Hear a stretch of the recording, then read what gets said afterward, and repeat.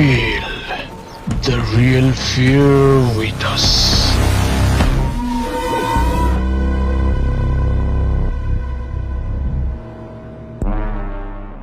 প্রিয় লিসেনার্স, আসসালামু আলাইকুম। Feel the real fear with us. সত্যিকার ভয়ের অনুভূতি পেতে আফনান ধরওয়াল্ডের সাথেই থাকুন। দেশ ও দেশের বাইরে যে যেখান থেকে আফনান ধরওয়াল্ডের আজকের শনির রাতের 59তম আয়োজনের সাথে যুক্ত হচ্ছেন বা পরবর্তীতে হবেন, সকলকে জানাচ্ছি শুভেচ্ছা ও ভালোবাসা। আশা করি সবাই ভালো আছেন, সুস্থ আছেন। প্রিয় লিসেনার্স, আজকের এই এপিসোডে আমরা 3টি ঘটনা নিয়ে হাজির হয়েছি। আশা করছি ঘটনা 3টি আপনাদের ভয়ের শিহরণ জাগাতে সক্ষম হবে ইনশাল্লাহ। আপনাদের জানা বা আপনাদের সাথে ঘটে যাওয়া সত্য ভয়ের ঘটনাগুলো আমাদেরকে লিখে বা রেকর্ড করে আফনান ধরওয়াল্ড bd@gmail.com এই ইমেল অ্যাড্রেসে ইমেল করতে পারেন। ইমেল অ্যাড্রেসের স্পেলিংটা বলে দিচ্ছি, AFNANTHEHORWORLDBD, আফনান ধরওয়াল্ড bd@gmail.com। স্পেলিংটাও আমরা আমাদের ভিডিও ডিসক্রিপশনে দিয়ে রেখেছি, সেখানে গিয়ে স্পেলিংটা চেক করে নিতে পারবেন। এই ভিডিওর লাইক বাটন প্রেস করতে ভুলবেন না। ভিডিওর লিঙ্কটাও বেশি বেশি করে শেয়ার করে দেবার অনুরোধ করছি, যাতে করে যারা সত্য ভয়ের ঘটনা শুনতে ভালোবাসেন তাদের কাছে আফনান ধরওয়াল্ড পৌঁছাতে পারে। আমাদের আফনান স্পি ইউটিউব চ্যানেলে সাবস্ক্রাইব করেছেন কি? সেখানে কিন্তু প্রতি রবিবার অমীমাংসিত রহস্য নিয়ে আমরা এপিসোড আপলোড করছি, আর প্রতি মঙ্গলবার ফিয়ার উইথ টুয়েসডে শিরোনামে ভয়ের ঘটনা আপলোড করছি। আমাদের ওই চ্যানেলের লিঙ্কটাও কিন্তু এই ভিডিওর ডিসক্রিপশনের একদম উপরের দিকে দেওয়া রয়েছে, সেখানে ক্লিক করলে আপনারা আমাদের ওই চ্যানেলে ঢুকে যেতে পারবেন। সেখানে সাবস্ক্রাইব করার অনুরোধ করছি। তো চলুন আজকের এপিসোডের প্রথম ঘটনায় চলে যাই। আজকের এপিসোডের প্রথম যে ঘটনাটি আপনাদের সাথে শেয়ার করবো, এই ঘটনাটি আমাদেরকে পাঠিয়েছেন একজন আপু। ওনার নাম অনিকা তাসনিম।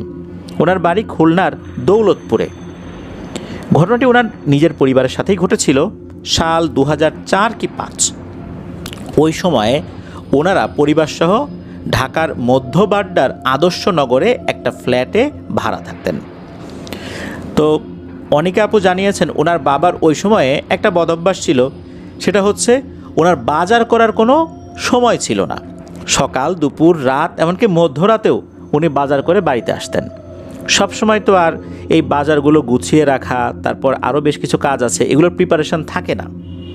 দেখা যেত যে ওই সময় ওনার বাসায় কোনো ফ্রিজ ছিল না, তখন উনি অনেকগুলো মাছ নিয়ে আসছেন। এই মাছগুলো রাতের বেলা কীভাবে কাটাকাটি করে ফ্রিজে রাখবেন, কিভাবে কি রাখবেন, আর একজনের বাসায় কি অত রাত্রে যাওয়া যায় ফ্রিজে রাখার জন্য? ওনাকে অনেকবার বলার পরও ওনার এই বদঅভ্যাসটা চেঞ্জ হচ্ছিল না। আসলে উনি ব্যস্ত থাকতেন, বাজার করার জন্য নির্দিষ্ট সময় পেতেন না, তাই যখন সময় পেতেন তখনই বাজার করে বাড়িতে আসতেন। তো এরকম ওনার কিন্তু চলছিল। ওই ফ্ল্যাটে তখন ওনার নতুন উঠেছেন আর কি। উনি একদিন রাতের বেলা অনেকগুলো ইলিশ মাছ নিয়ে আসছেন। রাতের বেলা দেখা যাচ্ছে যে যারা মাছ বিক্রি করেন আর কি, অনেক কম দামে দিয়ে দেন শেষ দিকে যেগুলো থাকে। এই কারণে এই অনিকা আপুর বাবা উনি কী করেছেন, কম দামে অনেকগুলো ইলিশ মাছ পেয়েছেন, বাসায় নিয়ে আসছেন।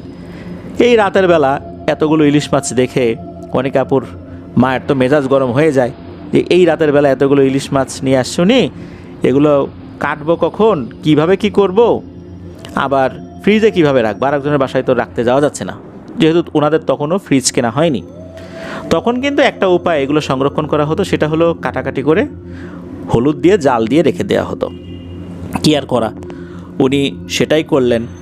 সেটা করার পর ওই জাল দেয়া মাছগুলো উনি ওনার একটা লোহার র্যাক ছিল, এই র্যাকের মধ্যে রাখলেন। আর রান্নাঘরের দরজা জানালা কিন্তু বন্ধ করে রাখা ছিল, যাতে করে কোনো বিড়াল বা ইঁদুর রান্নাঘরে ঢুকতে না পারে। তাছাড়া ইলিশ মাছ যেই পাত্রে উনি রেখেছিলেন ওই জাল দিয়ে, সেটাও কিন্তু খুব ভালোভাবে লক করা ছিল। কোনোভাবেই কুকুর ঢোকার তো প্রশ্নই নাই, বিড়াল বা ইঁদুর ঢুকতে পারবে না সেখানে। তো উনি শুয়ে পড়েছেন। সকালবেলা এই অনিকা আপুকে ডাকাডাকি করছেন, আর ওনার ছোট ভাই তখন বেশ বয়সে ছোটই ছিল, ওনাকে ওনাদের দুজনকে ডাকছেন। ওনার মা বলছে যাই ওঠ, সকালবেলা ইলিশ মাছ দিয়ে আমরা এখন খাবার খাবো। তোর বাবা রাতের বেলায় অনেকগুলো ইলিশ মাছ নিয়ে আসছে। ইলিশ মাছ তো ওনার বাসার সবারই প্রিয় ছিল। সকালবেলা ইলিশ মাছ দিয়ে নাস্তা করবেন, ভাত খাবেন, এটা জানার পর ভাই বোন দুজনই উঠে গেছেন, ঘুম থেকে রেডি হচ্ছেন। এদিকে ছেলে মেয়ে দুজনকে উঠিয়ে দিয়ে অনিকা আপুর মা আসছেন কিচেনে। মাছগুলো এখন অন্যভাবে প্রসেস করে খাবারের উপযোগী করবেন, ওটা তো জাল দিয়ে রাখা হয়েছিল আর কি। উনি যখনই ওই লোহার যে র্যাক এটা খুলেছেন, খোলার পর উনি তো তাজ্জব হয়ে যান। আরে 5-6টা ইলিশ মাছ টুকরো টুকরো করে কেটে জাল দিয়ে এখানে রাখলাম। কতগুলো ইলিশ মাছের টুকরা ছিল, ওখানে মাত্র 3টা বা 4টা, তাও আবার ছোটো ছোটো টুকরা রয়েছে। এতগুলো ইলিশ মাছ কোথায় গেল? কোনো বিড়াল তো ঢোকার কথা না, ইঁদুরেরও ঢোকার কোনো সুযোগ নাই। ইলিশ মাছ কে নিয়ে গেল? তখনও কিন্তু অনিকা আপুর বাবা ঘুমাচ্ছিলেন। ওনাকে ডেকে তোলা হলো, উনিও তো অবাক, মাছ কোথায় গেল? এটা হচ্ছে ওই বাসায় ওনাদের সাথে প্রথম ঘটলো। এরপর থেকে শুরু হলো অন্যান্য সমস্ত ঘটনা। প্রায় প্রতিদিনই রাতের বেলা ওয়াশরুম থেকে শাওয়ারের শব্দ, এই যে আমরা যে ঝর্ণাটা ইউজ করি গোসলের জন্য, তারপর ট্যাপ যে খুলি, বিশেষ করে ওই ঝর্ণার পানি পড়লে এক ধরনের শব্দ হয়, ঝিরঝির ঝিরঝির শব্দ হয়। তো মনে হচ্ছে যে ওয়াশরুমে কেউ গোসল করছে। কে গোসল করছে? ওই সময় বাড়ির সবাই তো শুয়ে আছে, কেউ ঘুমাচ্ছে। একবার হলো কি, এই অনিকাপুর মা উনি ওয়াশরুমের কাছে গিয়েছেন। কাছে যাবার পর উনি দেখতে পেলেন যে ওয়াশরুমের ভেতরের লাইটটা কিন্তু বন্ধ, আবার ওয়াশরুমের দরজাটাও কিন্তু একদম যে ভেতর থেকে বন্ধ সেটা না, মানে বাইরে থেকে আমরা যদি চাপিয়ে রাখি ওই রকম। উনি চিন্তা করেছেন হয়তোবা মনের ভুলে কেউ ঝর্ণাটা খুলে রেখেছে। উনি যখন লাইটটা দিয়েছেন এবং দরজাটা খুলেছেন, উনি দেখলেন যে ওনার সামনেই ধপ করে ওই ঝর্ণাটার থেকে পানি পড়া বন্ধ হয়ে গেল। মাত্র গোসল করলে যেভাবে পানি গড়িয়ে পড়ে, ওভাবে পানি গড়িয়ে পড়ে একটা জায়গা দিয়ে পানিটা কিন্তু বের হয়ে যাচ্ছিল। সাধারণত ওয়াশরুমের একটা নির্দিষ্ট জায়গা থাকে, ওই জায়গা দিয়ে পানি চলে যায়। উনি দেখতে পাচ্ছেন যে এদিক দিয়ে পানি চলে যাচ্ছে। উনি তো বুঝতে পারলেন না ঘটনাটা কী হলো। ওই রাতের মতো উনি এই বিষয়টা আর কাউকে বলেননি, কিন্তু প্রতিদিন এই একই সমস্যা শুরু হয়ে গেল। এটা কিন্তু ওনাদের বাসার সবাই বুঝতে পারছিলেন। ওনারা যখনই দরজাটা খুলতেন দেখতেন যে ওই সময়ই পানি পড়া বন্ধ হয়ে যায়। এরকম একটা সমস্যা কিন্তু বাসায় শুরু হয়ে গেল। এদিকে ওনারা তো একটা আতঙ্কজনক অবস্থার মধ্যে আছেন যে এরকম হচ্ছেটা কেন। এর মধ্যে আর একটা ভয়ঙ্কর ঘটনা খেয়াল করেন অনিকাপুর আম্মু। ওনাদের ওই বিল্ডিংয়ের পেছন দিকে একটা গলির মতো জায়গা ছিল, জায়গাটা বেশ স্যাঁতসেঁতে টাইপের ছিল আর কি। উনি একদিন ওই সাইডে গিয়ে দেখেন ওখানে পায়ের ছাপ রয়েছে, আর এই পায়ের ছাপগুলো মনে হচ্ছে উল্টো পায়ের ছাপ, মানে উল্টো দিকে পা, মনে হচ্ছে উল্টো দিকে ঘোরানো, ওভাবে হেঁটে চলে গেছে। আর পায়ের ছাপগুলো কিন্তু সাধারণ মানুষের মতো এটাও বলা যাবে না। পায়ের ছাপগুলো বেশ বড় বড় ছিল, আর ছাপটাও বেশ অস্বাভাবিক ছিল। এই জিনিসটা দেখার পর অনিকাপুর আম্মু অনিকাপুর বাবাকে ডেকে দেখালেন এই জিনিস, উনিও দেখলেন। এরপর তো ওনাদের টনক নড়েছে যে সর্বনাশ, আমরা তো একটা বিপদে পড়ে গেছি, এই বিষয়টা কার সাথে শেয়ার করি। তখন পাশের বিল্ডিংয়ের এক আন্টির সাথে শেয়ার করেন অনিকাপুর আব্বু এবং আম্মু, কেননা ওই আন্টি আবার একটা সময় এইখানে ভাড়া ছিল। তার সাথে যখন শেয়ার করেন ওনারা, তখন উনি জানান আর একটা ভয়ঙ্কর ঘটনা। সেটা হচ্ছে ওনার হাজব্যান্ড, উনি গার্মেন্টসের মালিক ছিলেন। ওনার হাজব্যান্ডের আর একজন বন্ধুর সাথে শেয়ার একটা গার্মেন্টস দিয়েছিলেন আর কি, তখন এই বাসায় ভাড়া থাকতেন। ওনার হাজব্যান্ড আবার তাহাজ্জুদের নামাজ পড়ে ফজরের নামাজ পড়ে বাসা থেকে বের হয়ে যেতেন, ওনাকে অনেক সকাল সকাল চলে যেতে হতো। এই কারণে ওই আন্টিকে আবার অনেক সকাল সকাল রান্না করতে হতো। একদিকে দেখা যেত যে ওনার হাজব্যান্ড উঠেছেন, তাহাজ্জুদের নামাজ পড়ছেন, ফজরের নামাজের প্রিপারেশন নিচ্ছেন, এদিকে উনি নাস্তা তৈরি করছেন, মানে একসাথে দুটো কাজই হচ্ছে। তখন উনি যখন ওই রান্না করছিলেন, রান্নাঘরের যেই জানালাটা থাকে, উনি জানালা দিয়ে ওই সময় বাইরে তাকিয়েছেন। চোখ চলে যাবে, এটাই তো স্বাভাবিক। ওই সময় তো তখনও অন্ধকার, ফজর আজান তখনও দেয়নি। উনি দেখেন ওনার জানালার বাইরে ভয়ঙ্কর একটা অবয়ব দাঁড়িয়ে আছে, তবে অন্য দিকে তাকিয়ে। উনি যখনই এটা দেখেছেন উনি মারাত্মক ভয় পেয়ে গেছেন। উনি তৎক্ষণাৎ যে কাজটি করেছেন সেটা হচ্ছে ধপাস করে রান্নাঘরের জানালাটা বন্ধ করে দিয়েছেন। ওই সময় কিন্তু ওই জানালা ছিল কাঠের তৈরি। যখন এটা বন্ধ করে দিয়েছেন তখনই ওই অবয়বটা ঘুরে তাকায়। অবয়বটা কিন্তু খেয়াল করেনি যে ওই আন্টি ওনাকে দেখেছে। যখনই ঘুরে তাকিয়েছে, এই ঘুরে তাকানোটাও খেয়াল করেছেন, কারণ জানালাটার এক পাল্লা যখন বন্ধ করেছেন শব্দ হয়েছে, আর এক পাল্লা যখন বন্ধ করতে যাচ্ছেন একদম ক্লোজ হয়ে যাচ্ছে, তখন মূলত ওই অবয়বটা তাকে দেখে ফেলেছে। যখনই দেখে ফেলেছে, ওই আন্টি দেখছেন যে ওই অবয়বটা সাঁ করে ওই জানালার দিকে চলে আসার চেষ্টা করছে। এর মধ্যে তো উনি জানালা বন্ধ করে ফেলেছেন, আর একটু হলেই হয়তো বা জানালা দিয়ে ওই অভাবটা ভেতরে ঢুকে পড়তো, জানালার উপর ধপাস করে এসে পড়ে। এরপর জানালার উপরে ভারী হাত দিয়ে যদি কেউ আঘাত করে, 5 আঙ্গুল দিয়ে যদি থাপড়াতে থাকে, যেরকম শব্দ হয় ওরকম শব্দ হচ্ছে, মনে হচ্ছে জানালা এখনই ভেঙে নিচে পড়ে যাবে। ওই সময় তো উনি জানালা ক্লোজ করে ফেলেছেন। তখন হয় কি, ঘরের অন্য যে জানালাগুলো খোলা আছে ওই জানালাগুলোতে আঘাত করতে থাকে। সৌভাগ্যজনকবশত ওই সময় সবগুলো জানালাই বন্ধ ছিল, ওগুলোতে আঘাত করছে। যখন দেখা গেল যে সবগুলো জানালা বন্ধ, এরপর ওনারা ফিল করছেন ওনাদের ওই বিল্ডিংয়ের পাশে একদম লাগোয়া তো অন্যান্য বিল্ডিং রয়েছে, অন্যান্য বিল্ডিংয়ের জানালার উপরেও গিয়েও আঘাত আনছে। যখন এরকমটা উনি ফিল করলেন, দ্রুত উনি রান্না করা বাদ দিয়ে ওনার হাজব্যান্ডের কাছে চলে গেলেন, গিয়ে বলেন এই অবস্থা, চারদিকে তো জানালার উপর আঘাত করছে। তখন দুইজনই উচ্চ স্বরে কোরআন তেলাওয়াত শুরু করলেন। অল্প সময়ের মধ্যেই এই আওয়াজটা থেমে যায়। তো এরকম তো ওনারা ফিল করেছেন, দেখেছেন। এরপরে আর একটা ব্যাপার, সেটা হচ্ছে এই যে বাসার পেছনের যে গলিটা রয়েছে, এই গলির যে সরু রাস্তাটা, যেটা অনেক সময় স্যাঁতসেঁতে থাকে, এখান দিয়ে গভীর রাত্রে কাউকে হেঁটে যেতে এই অনিকা আপুদের পরিবার দেখেছেন। মাঝে মাঝে এমনও হয়েছে এটা কে হেঁটে যায় তার পিছু নেওয়ার চেষ্টা করেছে। পরবর্তীতে ওই যে ভদ্রমহিলা আন্টি যখন জেনেছেন যে এই অনিকা আপু, তারপর তার ছোটো ভাই মাঝে মাঝে পিছু নেওয়ার চেষ্টা করে কে হেঁটে যায় দেখার জন্য, উনি বলেছেন খবরদার এই কাজ করা যাবে না, তাহলে কিন্তু ভয়ঙ্কর বিপদ হয়ে যেতে পারে। পরবর্তীতে ওনারা তো ওই বাসাটা ছেড়ে দিয়েছেন। তো ওই বাসাটা কিন্তু এখনও রয়েছে। হ্যাঁ, সেখানে আশেপাশে অনেক পরিবর্তন হয়েছে, যেহেতু সেই 2004-05 সালের ঘটনা, এখন তো অনেক চেঞ্জ হয়েছে, সেটাই স্বাভাবিক। তবে ও জায়গায় নাকি এখনও ওই সমস্যাটা হয়। এক্স্যাক্ট ফ্ল্যাট এবং বিল্ডিংয়ের লোকেশনটা অনেকে আপু দেননি, যেহেতু ওখানে এখন অনেক মানুষ বসবাস করে। প্রিয় লিসেনার্স, ঢাকা শহরের অনেক বিল্ডিংয়ে কিন্তু এই ধরনের সমস্যা রয়েছে। দেখা যাচ্ছে যে ওই সময় অর্থাৎ যে সময়টাতে বিল্ডিংটা তৈরি করা হয়েছে ওখানে বড় ধরনের কোনো ডোবা ছিল, বা ওখানে এমন কোনো জায়গা ছিল এই জায়গাটা ভরাট করে বিল্ডিং তৈরি করা হয়েছে, ওখানে কোনো অশরীরীদের বসবাস ছিল, এরা ওই জায়গা ছেড়ে যায়নি। তখন ওই বিল্ডিংয়ের বিভিন্ন জায়গায় কিন্তু ওরা থাকতে শুরু করে, মানুষদেরকেও মানে বিরক্ত করতে শুরু করে, এটাই স্বাভাবিক। তো এই ধরনের সমস্যা যদি হয়, আমি পরামর্শ দিব ভালো কোনো রাকির সাথে আলোচনা করে বাসায় রুকিয়া করা দেয়। আর সবসময় কোরআন তেলাওয়াত যেন করা হয়, অথবা কোরআন তেলাওয়াত যদি রেকর্ড করা থাকে সেটা যদি আমরা ছেড়ে রাখি বক্সে, এটাও কিন্তু অনেক ক্ষেত্রেই আমাদেরকে আল্লাহর রহমতে রক্ষা করতে পারে। ধন্যবাদ জানাচ্ছি অনিকা আপুকে ওনার পাঠানো ঘটনার জন্য। আশা করি আপনার কাছ থেকে আরও অনেক ঘটনা ইনশাল্লাহ আমরা পাবো। ওনার পাঠানো একটি ঘটনা এর আগে আমরা প্রচার করেছি।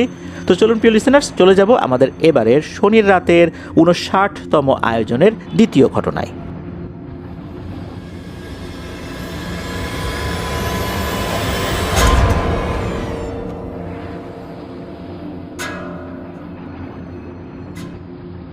আবারও স্বাগতম জানাচ্ছি প্রিয় লিসেনার্স আমাদের এবারে শনির রাতের 59তম আয়োজনের দ্বিতীয় ঘটনায়। এখন যে ঘটনাটি আপনাদের সাথে শেয়ার করবে, এই ঘটনাটি আমাদেরকে পাঠিয়েছেন একজন রেমিটেন্স যোদ্ধা ভাই, ওনার নাম সোহেল রানা। উনি বর্তমানে সৌদি আরবের রিয়াদে রয়েছেন। ওনার দেশের বাড়ি নরসিংদী জেলার মাধবদী উপজেলার চর দিখলদি ইউনিয়নের দোয়ানি গ্রামে। ওনার পাঠানো ঘটনা এর আগে আমরা প্রচার করেছি। উনি যে ঘটনাটি পাঠিয়েছেন এটা ওনাদের এলাকারই। উনি জানিয়েছেন বহু বছর আগে ওনাদের এলাকার একটা জমি হঠাৎ করে মাঝখান থেকে গর্ত হতে শুরু করে। এলাকার লোকজন মনে করেছিলেন যে হয়তোবা নিচ থেকে মাটি সরে গেছে। আস্তে আস্তে এই গর্তটি বড় হতে থাকে, বড় হতে হতে হতে হতে একটা বিশাল পুকুরে রূপ নেয়। অথচ ওখানে অল্প কিছুদিন আগেই ফসলের চাষ হতো। যখন এটা পুকুরে রূপ লাভ করে, এরপর ওখানে তো আসলে আশেপাশের যে ফসলি জমিগুলো ছিল ওই জমিগুলো ব্যবহার করার ক্ষেত্রে কিছু প্রতিবন্ধকতা তৈরি হয়। বিশেষ করে ওই পুকুরের আশপাশ দিয়ে বড় বড় ঝোপ জঙ্গল হয়ে যায়, গাছপালা হতে শুরু করে। এমনি এমনি আর কি, কেউ গাছ লাগিয়েছে বিষয়টা এরকম না। তখন দেখা যাচ্ছে যে ওই ছায়া যেখানে পড়ে ওখানে তো ফসল ভালো হয় না, তখন ফসলের চাষগুলো ওখান থেকে একটু দূরে সরে চলে যায়। যখন ওখানে ওই পুকুরটা তৈরি হয়ে গেল, তখন ওই পুকুর নিয়ে এলাকার লোকজনের মধ্যে বিভিন্ন ধরনের কৌতূহল ছিল, কানাঘুষা ছিল। আর এগুলো হওয়ার পিছনে কারণও ছিল। একদিন এক ব্যক্তি উনি রাতের বেলা ওনার ফসলের ক্ষেত পাহারা দেওয়ার জন্য গিয়েছিলেন ওই দিকটাতে। উনি যখন ওই দিকটাতে গিয়েছেন, হঠাৎ করে ওনার কানে শব্দ আসে, পানির উপরে খল খল খল খল কোনো কিছু শব্দ হচ্ছে আর কি, পানিতে সাঁতার কাটলে যেরকম শব্দ হয় ওরকম। তো উনি চিন্তা করলেন এত রাতের বেলা ওখানে এরকম শব্দ হচ্ছে, ঘটনাটা কি, বড় মাছ টাছ কিনা। কেউ অবশ্য তখন ওই পুকুরে মাছ ছাড়েনি। ওই সময় চাঁদের আলো মোটামুটি ভালোই ছিল, চাঁদনি রাত ছিল এটাও বলা যাবে না, মানে যতটুকু চাঁদের আলো ওই সময় ছিল তাতে আশপাশটা দেখা যায় আর কি। তো উনি ওই দিকটাতে হাঁটতে হাঁটতে চলে গিয়েছেন। যাওয়ার পর উনি যেটা দেখেন, এটা দেখে তো ওনার চক্ষু ছানা বড়া হয়ে যায়। উনি দেখতে পেলেন ওই পুকুরের উপরে একটা স্বর্ণের নৌকা, নৌকাটা অনেকটা সাম্পানের মতো, আর সামনের দিকটায় কোনো একটা প্রাণীর মুখ আঁকা রয়েছে এরকমটা মনে হচ্ছে। তবে ওই স্বর্ণের নৌকার মধ্যে কেউ বসে আছে এমনটাও দেখা যাচ্ছে না। স্বর্ণের নৌকাটা একা একাই পুকুরের এক প্রান্ত থেকে অন্য প্রান্তে যাচ্ছে, অন্য প্রান্ত থেকে অন্য প্রান্তে আসছে, এভাবে একা একাই পুকুরে সাঁতার কাটছে। উনি যখন এটা দেখে ফেলেছেন, চুপচাপ দেখছিলেন, তো হঠাৎ করে কোনো একটা গাছের সাথে ওনার হাত বা পায়ের একটা শব্দ হয়, বিশেষ করে হয়তো বা কোনো মশা কামড় দিয়েছে ওনাকে। উনি নিজের অজান্তেই ওই মশা মারার জন্য যখন ধপাস করে শব্দ করেছেন, তখনই নাকি ওই নৌকাটা থেমে যায়। নৌকাটার যে মাথার অংশটা, এটা আস্তে করে শব্দের উৎসর দিকে ঘুরে যায়, মানে যেখানে ওই ব্যক্তিটা ছিলেন। এরপর নৌকাটা কয়েক সেকেন্ডের মধ্যে পানির নিচে হারিয়ে যায়। উনি তো ওখান থেকে দ্রুত সরে চলে আসেন, কিসের আর ফসল পাহারা দেয়া, দ্রুত বাড়িতে চলে গেছেন। ওনার কোনো জ্বর বা অন্য কোনো কিছু হয়নি। পরদিন উনি এই বিষয়টা সবাইকে বলেন যে উনি এটা দেখেছেন ওখানে। যখন এলাকার ময়মুরব্বীরা বিষয়টা জানেন, তখন তারাও বুঝতে পারলেন যে এখানে এই যেই গর্তটা তৈরি হয়ে হয়ে আস্তে আস্তে একটা বিশাল পুকুরের আকার ধারণ করেছে, এটা স্বাভাবিক কোনো ভূপ্রাকৃতিক ব্যাপার ছিল না, এখানে প্যারানর্মাল কোনো বিষয় ছিল। এরপর থেকে সবাই ওই পুকুরটা এড়িয়ে চলতে থাকেন। আশপাশে ঝোপ জঙ্গল আরও বড় হয়ে যায়, কেউ তো যায়ই না ওই দিকটাতে। তো বিভিন্ন সময় ওই স্বর্ণের নৌকা অনেকেই দেখেছেন। একটা সময় একজনের একটা ইচ্ছা জাগলো, কারণ হচ্ছে বিভিন্ন সময় শোনা গেছে যে পুকুর থেকে বিভিন্ন ধরনের থালা বাসন পাওয়া যায়, বিভিন্ন প্রোগ্রামে সেগুলো ইউজ করার পর আবার এগুলো যদি পুকুরে রেখে দেওয়া হয়, সেগুলো পুকুরের মধ্যে চলে যায়। তো একজন চিন্তা করেছে যে বিভিন্ন এলাকার পুকুরে এরকম ঘটনা ঘটে, তারা তো এটা শুনেছেন, আসলে এই পুকুরও এরকম হয় কি না, একটু সাহস করে গিয়ে বললে কেমন হয়।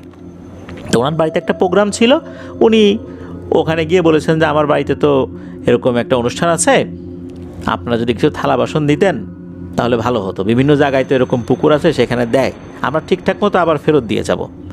উনি বলতে বলতেই নাকি অনেকগুলো থালা বাসন গ্লাস, এগুলো সব পিতলের তৈরি ছিল, এগুলো উঠে আসে। তখন উনি চিন্তা করলেন এগুলো যে ভারী, এগুলো তো উনি একা নিয়ে যেতে পারবেন না। তখন আরেকজন লোককে খবর পাঠান, সেই লোকও আসে, সবাই মিলে ধরাধরি করে নিয়ে যান। এরপর থেকে এলাকায় চাউর হয়ে গেল যে এই পুকুরে এখন এই বিষয়টা হয়। স্বর্ণের নৌকাটা বেশ কয়েকজন দেখেছে, তবে থালা বাসন চাইলে নাকি দেয়। বিভিন্ন সময় বিভিন্ন লোকজন চেয়েছে, দিয়েছে, তারাও আবার ফেরত দিয়েছে। এর মধ্যে ঘটে একটা ঘটনা, এই ঘটনাটা আপাত দৃষ্টিতে সাধারণ মনে হলেও একটা জায়গায় একটু ব্যতিক্রম রয়েছে। তা হচ্ছে ওই এলাকারই বেশ সম্মানিত একজন ব্যক্তি, ওনার বাড়িতে বড় একটা অনুষ্ঠানের আয়োজন করেছিলেন উনি, সম্ভবত ওনার ছেলের সুন্নতে খাতনার কোনো একটা প্রোগ্রাম আর কি। ওনাদের যেই থালবাটি ছিল তাতে হয়ে যায়, এখন দেখা যাচ্ছে গ্রামের অনেকেই তো নিয়ে আসে, তো উনিও গিয়ে চেয়েছেন, থালবাটি চলে আসছে। উনি আবার চেয়েছেন একটু বেশি করে, যেহেতু অনেক মানুষ আসবেন আর কি, তো বেশি করে আসছে, লোকজন আবার গিয়ে ওটা নিয়ে আসছে। নিয়ে আসার পর অনুষ্ঠান শেষে সব কিছু ঠিকঠাক মতোই উনি দিয়ে আসছেন, গুনে গুনে দিয়ে আসছেন, একদম সব ঠিকঠাক। ওনার দৃষ্টিতে কোনো কিছু মিসিং ছিল না। তো যেটা হতো সেটা হচ্ছে এগুলো যখন আবার ওখানে দিয়ে আসা হতো, ওটা একা একাই পানির নিচে চলে যেত, মনে হচ্ছে যে ঢালবে ওগুলো গড়িয়ে পড়ে যাচ্ছে, এভাবেই চলে যেত। কেউ যে হাত দিয়ে নিয়ে যেত বিষয়টা এরকম না, মানে চোখের সামনে এগুলো গড়িয়ে গড়িয়ে পানির নিচে পড়ে যেত। উনি দেখলেন যে উনি এগুলো রেখেছেন, এগুলো আর পানির নিচে যায় না, গড়িয়ে গড়িয়ে পড়ে না। ওনার তো সন্দেহ হলো কী ব্যাপার, সবাই নিল, সবারটা চলে গেল, আমি নিলাম, আমারটা যায় না, এখানে নিশ্চয়ই কোনো একটা জিনিস মিসিং আছে। কিন্তু উনি যে গুনে এনেছেন, এখানে তো মিসিং থাকার কথা না, তাহলে মিসিংটা কী কারণে হলো? উনি এই কাজের সাথে যারা জড়িত ছিলেন প্রত্যেককে জিজ্ঞাসাবাদ করেছেন যত কাজের লোক ছিল প্রত্যেকে জিজ্ঞাসাবাদ করেছেন, প্রত্যেকেই বলেছেন যে না, আমরা কেউই এটা নেই, কারণ এই জিনিসটা নেওয়া যাবে না, এটা আমরা সবাই জানি। কারণ এই ধরনের ঘটনা তারা বহু আগের যুগ থেকে শুনে আসছে যে এই জিনিসগুলো নেওয়া যায় না, নিলে অনেক ক্ষতি হয়। কোথাও তো আসলে কোনো কিছু আসলে তথ্য পাওয়া যাচ্ছে না যে ঘটনাটা কী, তাহলে মিসিংটা কোথায় হলো। ওনার গুনতে হয়তো বা ভুল হয়েছে, আবার উনি গোনা শুরু করছেন, পরে দেখা গেল একটা গ্লাস জাতীয় কোনো জিনিস মিসিং। এই জিনিসটা কীভাবে মিসিং হলো উনি তো আর খুঁজে পাচ্ছেন না। ওনার স্ত্রীকে জিজ্ঞেস করলেন, ওনার স্ত্রীও ভালো করে বলতে পারে না। আশেপাশে খোঁজা হলো, কোথাও নাই। সবাই একদম মানে কসম কেটে বলেছে তারা নেয়নি। তখন ওনার সন্দেহ হলো যে আচ্ছা, ভুল করে ওনার বাড়িতেই রয়ে যায় নাই তো ওনার ঘর, হয়তো ওনার বাচ্চা ছোট মানুষ ওই জিনিসটা হাতে করে নিয়ে আসছে, এটা তো হতেই পারে। তখন ওনার স্ত্রীকে বলেন, আচ্ছা মনে করে দেখো তো, বাচ্চা কি হাতে করে কোনো জিনিস নিয়ে আসছিল? তখন ওনার স্ত্রী বলেন, হ্যাঁ এরকম একটা জিনিস তো ছিল, আমি তো মনে হয় দেখছিলাম, আমি তো ভালো করে খেয়াল করি নাই, একটু খুঁজে দেখি। খুঁজে দেখা গেল ওই বাড়িতে ওই গ্লাসের মতো জিনিসটা আছে। এটা কিন্তু ইচ্ছাকৃত না, সম্পূর্ণ ভুলবশত হয়েছিল। ওই জিনিসটা পাওয়ার পর উনি আবার ওই জিনিসটা যখন রেখে আসছেন, তখন সব জিনিস আবার পানির নিচে চলে যায়। এটা কিন্তু কেউ চুরিও করে নাই, কেউ ইচ্ছাকৃতভাবে রেখেও দেয়নি। তবে এই ঘটনার পর থেকে ওই পুকুরে কেউ ওই থালা বাসন চাইলে পেত না। আমরা এই ধরনের ঘটনায় দেখেছি, কেউ ইচ্ছাকৃতভাবে রেখে দিয়েছে, তার ক্ষতি হয়েছে, এরপর থেকে দেয়নি। তবে এটা অনিচ্ছাকৃতভাবে হয়ে গিয়েছিল, তারপরেও এরপরে এই থালা বাসনগুলো আর কেউ পায়নি। স্বর্ণের নৌকা বিভিন্ন সময় বিভিন্ন লোকজন দেখেছে। এটা তো বহু আগের ঘটনা, আস্তে আস্তে এলাকার আশপাশে অনেক ঘরবাড়ি হয়ে গেছে। ওই পুকুরটাও এখন আর সেভাবে ভয়ঙ্কর নেই। ওখানে থালবাটির প্রসঙ্গ তো আর আসেই না। শুধু তাই না, স্বর্ণের নৌকাটাও বহু বছরে কেউ দেখেছে এটা কেউ বলতে পারে না। পুকুরের আশপাশের ঝোপ জঙ্গল পরিষ্কার হয়ে গেছে, ওইটা এখন একটা বিনোদন কেন্দ্রের মতো হয়ে গেছে, এমনটাই জানিয়েছেন সোহেল রানা ভাই। অনেক মানুষ সেখানে বসে গভীর রাত পর্যন্ত আড্ডা দেয়। এখন আর ভয়ের বিষয় সেখানে তো নেই, বরং ওই পুকুরে এখন বাণিজ্যিকভাবে মাছের চাষ করা হচ্ছে। ওই মাছ যে মিসিং হয়ে যায় বিষয়টা এরকম না, সব কিছু স্বাভাবিকভাবে আছে। হতে পারে যে ওই পুকুরে যারা থাকতো একটা সময়, ওরা আর এখন এখানে নেই, তারা চলে গেছে, হতে পারে এমনটা। তো এটাই ছিল ঘটনা। প্রিয় লিসেনার্স, এরকম যে পুকুরে থালা বাসন ভেসে আসে বা এরকম উঠে আসে, এরকম ঘটনা আমরা শুনেছি, কিন্তু ভুল না মানে এমন একটা জিনিস যে ইচ্ছাকৃতভাবে ভুল করেনি, তারপর হয়ে গেছে, কোনো কারণে মিসিং হয়ে গেছে, তারপরেও কিন্তু এই জিনিসটা আর মানুষের কাছে ধরা দেয়নি। ওনারা যথেষ্ট সচেতন থাকতেন, কেউ এটা চুরি করতেন না। তারপরও বাচ্চা ভুল করে হয়তো বা নিয়ে আসছে, কোনো কারণে থেকে যেতেই পারে, এতগুলো জিনিস নিয়ে আসছে, কোনো একটা মিসিং হওয়াটা অস্বাভাবিক কিছু না। তারপরেও কিন্তু এই জিনিসটা আর পাওয়া যায়নি। এখন তো এই পুকুরে ভয় ডর বলতে কিছুই নাই। এমনটা না যে ওই পুকুরে মানুষজন ডুবে মারা গিয়েছে বা প্রতি বছর মারা যায়। এমনিতে পানিতে ডুবে কেউ মারা গেল, সেই হিসাবটা আলাদা, কিন্তু প্রতি বছর যে একটা নির্দিষ্ট সময় করে চলে যায়, মানুষকে নিয়ে যায়, এমনটা কিন্তু শোনা যায় না। তো এটাই ছিল ঘটনা। ধন্যবাদ জানাচ্ছি সোহেল রানা ভাইকে ওনার পাঠানো ঘটনার জন্য। প্রিয় লিসেনার্স, চলুন চলে যাব আমরা আমাদের এবারের শনি রাতের 59তম এপিসোডের তৃতীয় এবং শেষ ঘটনায়।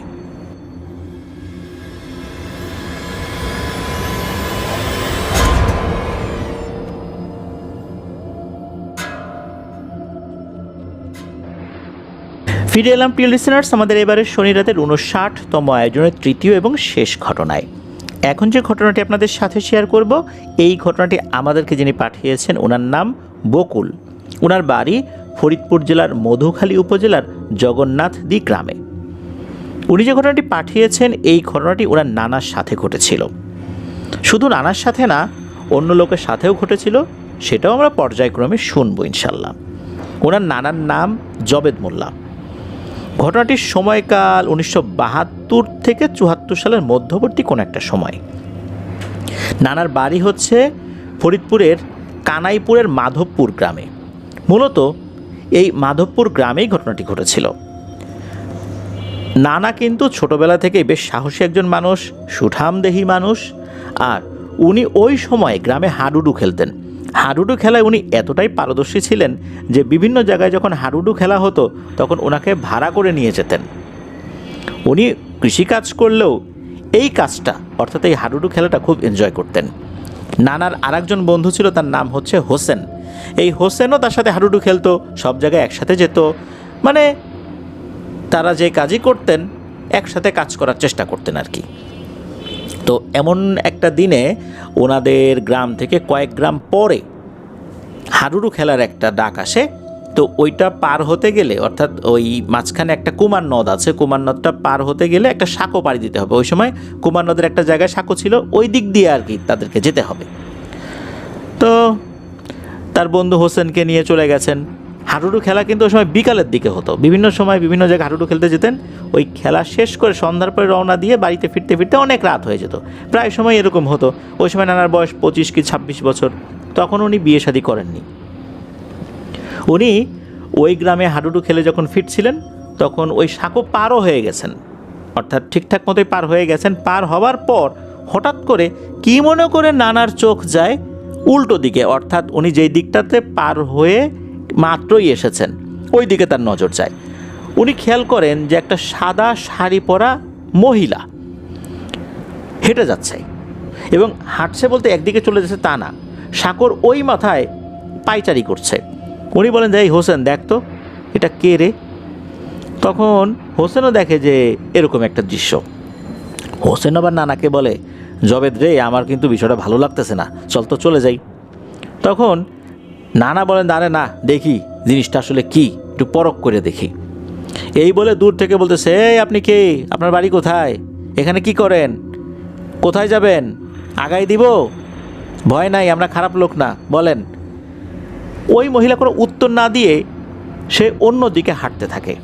তো হাঁটতে হাঁটতে একটা দিকে যাওয়া শুরু করেছে। তখন এই হোসেন বলে, এই আপদ বিদায় হচ্ছে, যাক তো চল তো আমরা বাড়ির দিকে যাই। না আবার বলে না, দেখি তো এ আসলে যায়টা কোন দিকে, জিনিসটা আসলে কি। নানা হোসেনকে নিয়ে আবার সাঁকো পার হওয়া শুরু করেছেন। সাঁকো পার হয়ে ওই পাশে গিয়ে ওই জিনিসের পিছু পিছু হাঁটা শুরু করেছেন। হাঁটতে হাঁটতে নানা দেখছেন যে ওইখানে বড় ভিটা নামে একটা জায়গা আছে। ওটা হচ্ছে একদম মাঠের ভিতরে একটা উঁচু ঢিবির মতো একটা জায়গা রয়েছে, ওটাকে ওনারা বড় ভিটা বলেন। তো ওই দিকটাতে যাচ্ছে। হোসেন বলতেছে যে জবে তুই গেলে যা, আমি আর যাব না, আমি এখন বাসার দিকে গেলাম, মনে হচ্ছে সামনে ঝামেলা আছে। তখন এই জবেদ নানা বলতেছেন, আচ্ছা তুই যা তো, তোর মতো ভীতু লোক আমার সাথে দরকার নাই, যা তুই যা। এদিকে এই হোসেন নানা যিনি, উনি তো ভয় পেয়ে ওখান থেকে বিদায় নিয়ে চলে আসছেন। আর জবেদ নানা উনি ওই অবয়বটার পিছু নিয়েছেন।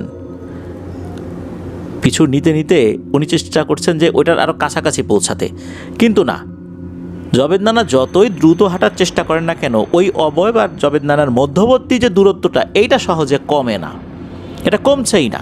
এক পর্যায়ে উনি দৌড় দেন, কিন্তু ওই অবয়বটা হেঁটেই যাচ্ছে, কিন্তু এই দুয়ের মধ্যবর্তী দূরত্ব আর কমে না। নানা খেয়াল করলেন ওই বড় ভিটার পাশে একটা গাব গাছ রয়েছে পুরনো, ওই অবয়বটা ওই গাব গাছে উঠে গেল। একটা মহিলা মানুষের গাছে ওঠার ক্ষেত্রে কিছুটা তো সমস্যা হতেই পারে, মনে হচ্ছে সে অনায়াসেই হেঁটে গাব গাছের উপর উঠে গেল এবং একটা ডালে পা ঝুলিয়ে বসলো, তবে উল্টো দিকে ঘুরে বসেছে, অর্থাৎ নানার দিকে পিঠ ফিরিয়ে বসেছে। নানা তখন দেখলেন যে উনি গাছের নিচে আর ওই অবয়বটা গাছের ডালের উপরে। হঠাৎ করে ওই অবয়বটার শরীরটা আলোকিত হয়ে গেল, মনে হচ্ছে ওই অবয়বটার শরীরের ভিতরে লাইট ছিল, সেটা জ্বলে উঠেছে। তখন ওই অবয়বটা নানার দিকে ঘুরে তাকায়। তখন নানা দেখতে পান এই অবয়বটার চেহারাটা খুবই কুৎসিত ভয়ঙ্কর রকমের, মুখ ঝলসে গেলে যেরকমটা হয় ওই রকম। ওই অবয়বটা নানাকে বলছে, যা ভাগ এখান থেকে, আজকের মতো ছেড়ে দিলাম, তুই ভালো মানুষ এই জন্য, আবার যদি তোকে পাইছি, আবার যদি তুই আমার পিছু নিস, তাহলে কিন্তু আর জীবিত ফিরতে পারবি না।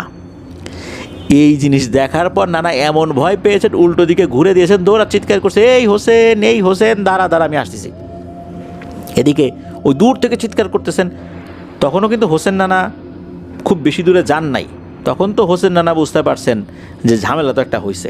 উনি আবার নানার দিকে এগিয়ে আসতে থাকেন, দেখেন যে নানা ঘেমে একাকার হয়ে গেছেন, খুব ভয় পেয়েছেন। তখন হোসেন নানা ধরাধরি করে আবার জবেদ নানাকে বাড়িতে নিয়ে আসেন। তো এই ঘটনা যখন ঘটার পর জবেদ নানা তো সবাইকে বলছেন, গ্রামের অনেকেই বলছেন যে উনি এটা দেখেছেন। তো এর বেশ কিছুদিন পর, তখন বর্ষাকাল চলে এসেছে আর কি, ওই এলাকায় একজন লোক ছিল, তার নাম হচ্ছে চান্দা। এই চান্দা সে একদিন সন্ধ্যার দিকে মাছ ধরার জন্য বাড়ি থেকে বের হয়েছে। সে বলেছিল সে ওই বড় ভিটার দিকে যাবে। ওই বড় ভিটাটা কিন্তু ওই বর্ষাকালেও ডুবে যেত না, যেহেতু ওই জায়গাটা উঁচু ছিল, ওর আশপাশে ভালো মাছ পাওয়া যেত।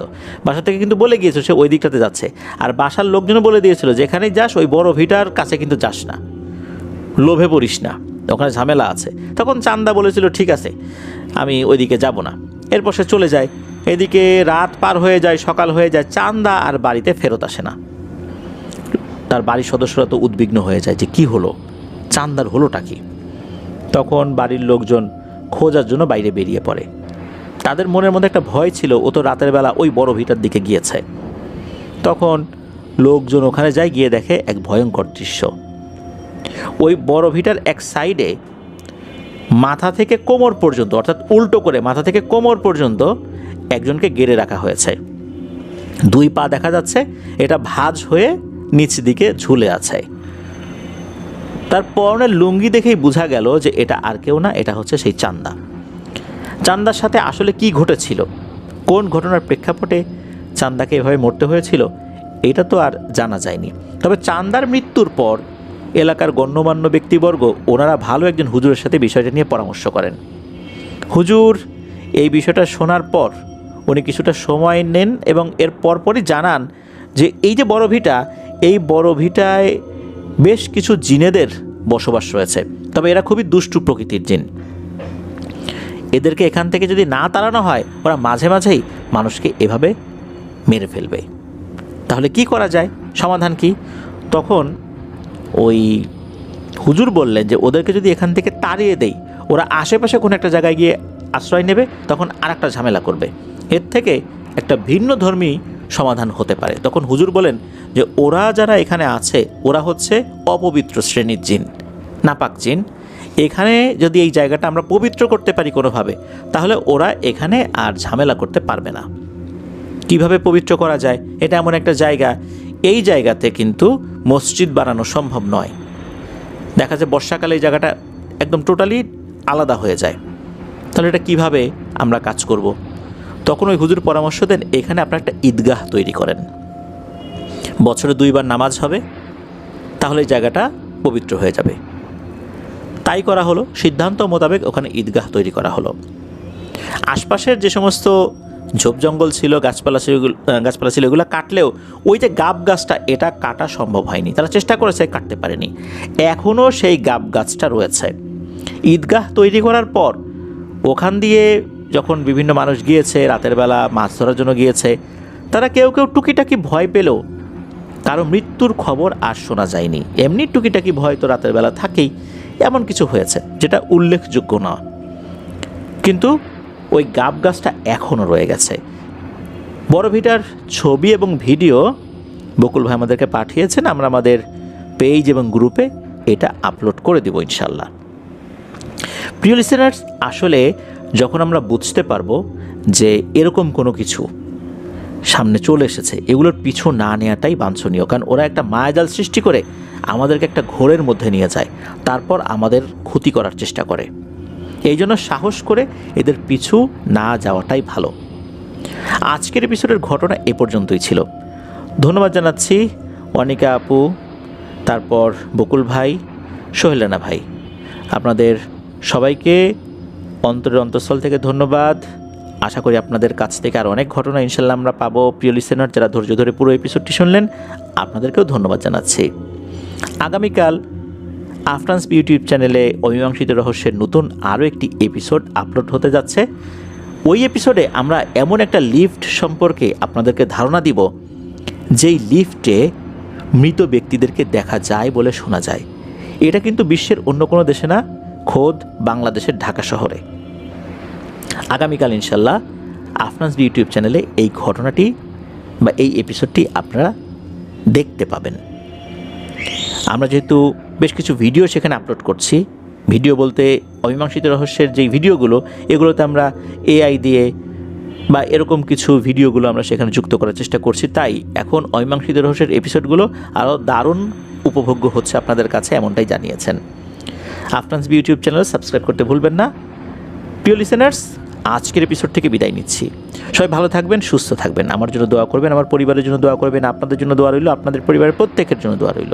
মহান আল্লাহ সুবহানাহু ওয়া তাআলা আমাদেরকে ভালো রাখুন, সুস্থ রাখুন, নিরাপদে রাখুন, আপনার ওয়ার্ল্ডের সাথে রাখুন। আসসালামু আলাইকুম।